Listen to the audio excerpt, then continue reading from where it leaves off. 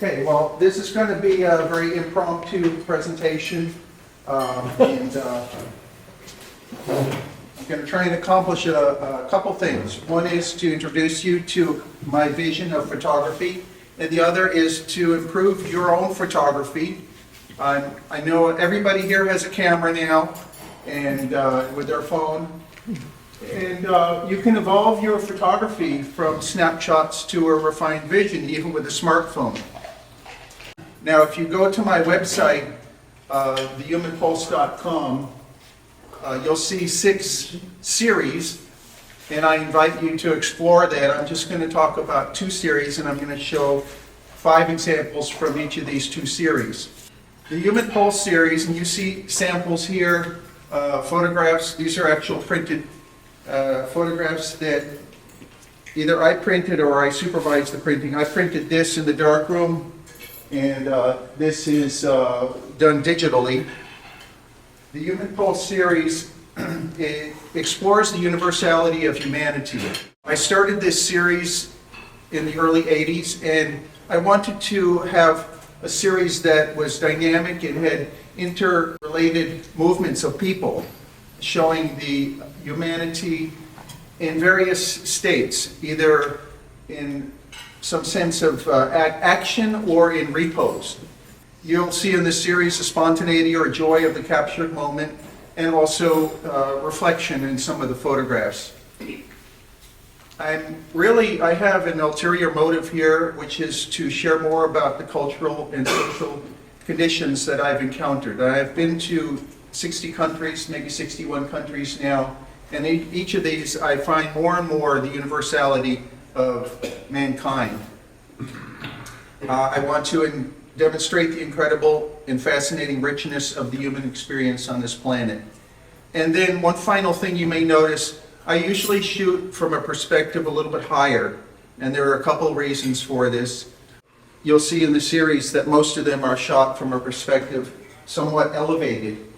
And this allows me to show the depth of the whole scene, as opposed to just shooting straight forward or up, where you get a lot of sky or something distracting. So the Human Pulse, this is a photograph that I took in France, a very enigmatic experience that I had. Many of you have been to Paris, but I'm pretty sure none of you have had this experience of seeing very mystical people marching, and nobody could explain why they were doing that. They may have been blind because they were all holding on to each other's shoulder.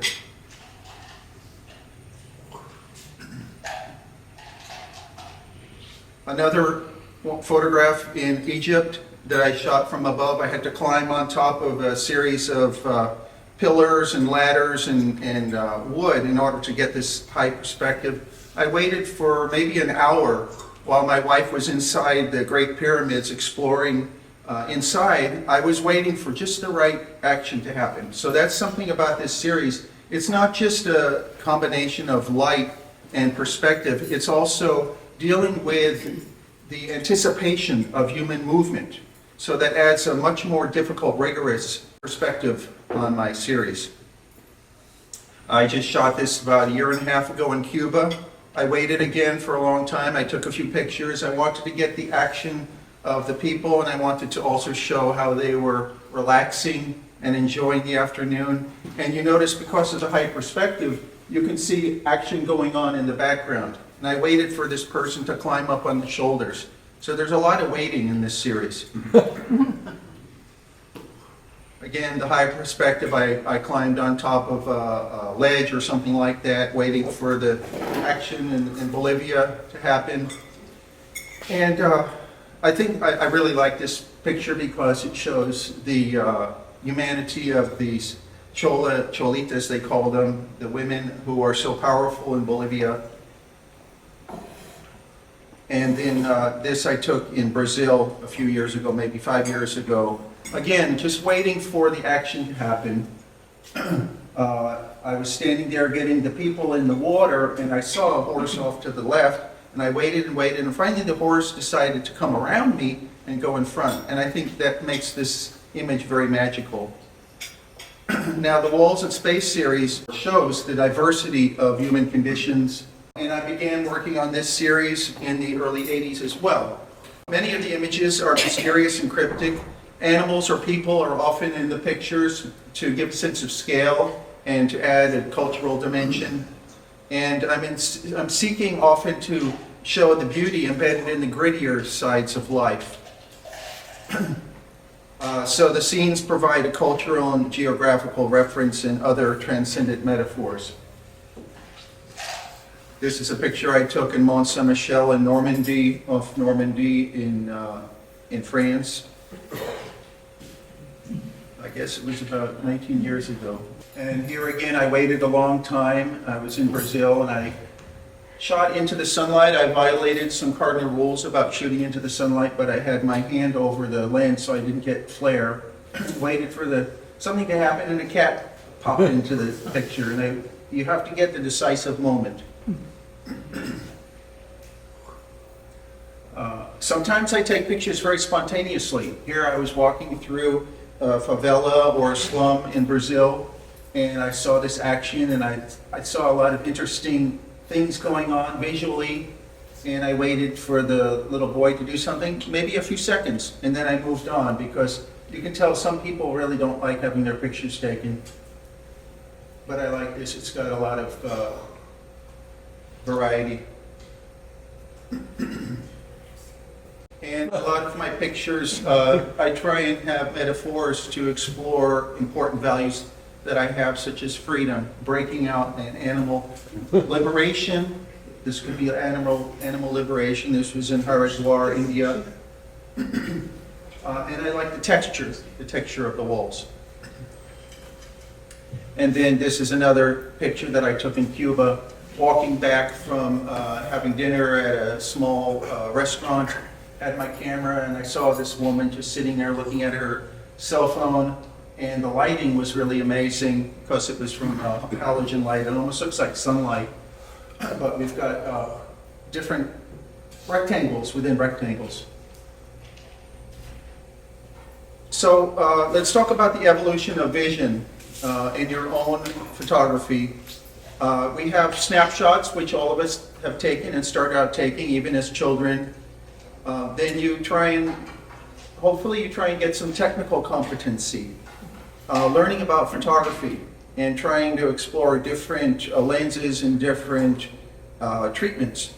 And then what I hope for all of us is to have a refined vision, so that it's something that you pre-visualize. And in this case, this is a photographer, a local photographer, who took a picture of this woman at the Fort King Festival.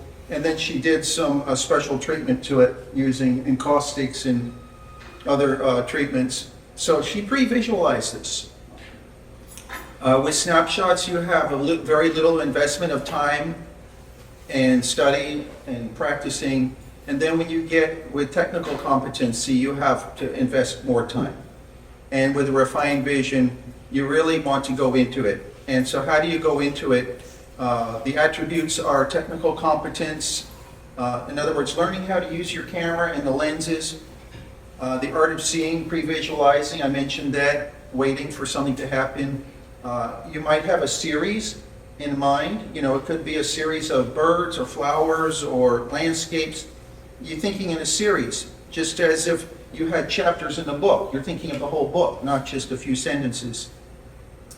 You really need to study art history and photo history. That's crucial to success in any medium, including photography. And then considering the venues, the audience, publication, is it for exhibition, the size of the print, and if it's on a website. All right, so let's look at some examples of snapshots versus refined vision. There's a picture somebody took of my older daughter many years ago. She's on a horse. It's cute, you know, a typical factory-produced type picture. Put the kid on. But look at this picture by a photographer I am very enchanted with her. She's from Indonesia. This is a horse. She waited for the right moment for the action. She composed it. She has this beauty of the light coming through. You know, so compare that to the snapshot. This is showing Snapshots evolving into a refined vision. Again, a picture of my daughter in Tennessee, cows, and then look at what Sebastião Salgado, a Brazilian photographer, did with the same type of animals. A lot of depth, a lot of atmosphere, and beautiful tones in black and white. Here's a shot in some potter studio, and then this is a picture I took in a potter studio in Brazil. So, trying to compose it, looking at the lighting, having the technical competency to get the proper exposure, all of that comes into play. So that's a brief summary of my vision of how you all can evolve from taking snapshots to a refined vision and doing fine arts as well.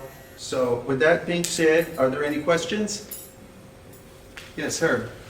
If you are starting, let's say, I know nothing about photography, what would be the first step? What would be the first idea? Let's say I bought a camera. Would I go to a class? Would I actually shoot some pictures and then have a discussion? What would be your suggestion? Well, there are many roads that lead to Rome here. You can take the classes. In fact, I taught a class there last month at the Chelsea Art Center. We're blessed with the social media, YouTube, and other similar video.